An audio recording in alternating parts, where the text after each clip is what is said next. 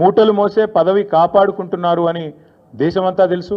అట్లాగే మూటలతోనే ఆనాడు PCC office bearers దగ్గర కూడా డబ్బులు తీసుకొని మరి కాంగ్రెస్ పార్టీ ఒక పత్రికకు డబ్బులు అందించారని చెప్పి ఎన్ఫోర్స్మెంట్ డైరెక్టరేట్ కూడా చెప్తా ఉంది. ఇప్పుడు మాకు కూడా అర్థమవుతోంది, ముఖ్యమంత్రి గారు ఇవాళ విజయవంతంగా 44సారి ఢిల్లీ పోయారంట.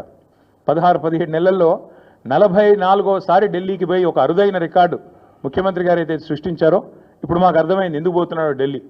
చీకట్లో బీజేపీ పెద్దల కాళ్ళు పట్టుకోవడానికి, అయ్యా నా మీద కేసు లేకుండా చేయండి, నన్ను జైల్లో వేయకండి, ఎన్ఫోర్స్మెంట్ డైరెక్టరేట్ వాళ్ళతో ఒక మాట చెప్పండి అని చీకట్లో నిన్న రాత్రి పోయి అమిత్ షా గారి కాళ్ళు పట్టుకోవడం, బయటకు వచ్చి మాత్రం పెద్ద పెద్ద పోజులు కొట్టడం రేవంత్ రెడ్డి గారు మరి ఏం చేస్తున్నారో ప్రజలకు కూడా అర్థమై ఉండాలి. 44 సార్లు ఢిల్లీ ఎందుకు పోతున్నారో స్పష్టంగా అర్థమై ఉండాలి.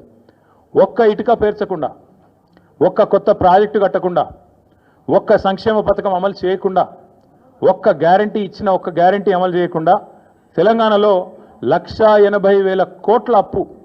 ఆ డబ్బులు ఎక్కడ పోతున్నాయో ఇప్పుడన్నా మరి తెలంగాణ ప్రజలకు అర్థమవుతుందని నేను అనుకుంటా ఉన్నా. గత సంవత్సరన్నర కాలంగా తెలంగాణ ప్రజల సంపదను దోచి తెలంగాణను ఏటీఎంగా మార్చి ఢిల్లీ బాసులకు దోచిపెట్టడానికే, అటు ఢిల్లీ బాసులు అంటే ఇద్దరున్నారు పాపం బాసులు, ఆయన బాధ వర్ణనాతీతం.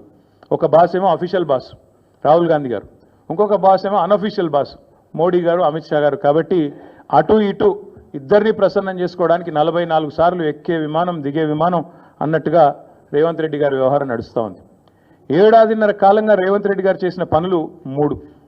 1 బీఆర్ఎస్ పై నిందలు, 2 బిల్డర్లతో కాంట్రాక్టర్లతో దందాలు, 3 ఢిల్లీ బాసులకు 1000 కోట్ల చందాలు. మాకు బీఆర్ఎస్ మీదనేమో నిందలు, బిల్డర్లు కాంట్రాక్టర్లతో దందాలు, ఢిల్లీ బాసులకేమో 1000 కోట్ల చందాలు. ఇది నిజంగా సిగ్గుచేటు. ఒక ముఖ్యమంత్రిగా ఆనాడు ఎమ్మెల్యేగా ఆబాస్ పాలైన రేవంత్ రెడ్డి గారికి బుద్ధి వచ్చిందేమో అనుకున్నాం.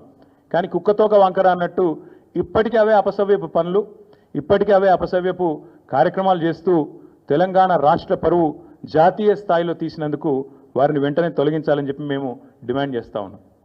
రాహుల్ గాంధీ గారు అన్ని విషయాల్లో మాట్లాడతారు, ప్రతి విషయంలో మాట్లాడతారు. పాకిస్తాన్ గురించి మాట్లాడతారు, బంగ్లాదేశ్ గురించి మాట్లాడతారు, ఇంకేదో మాట్లాడతారు. మరి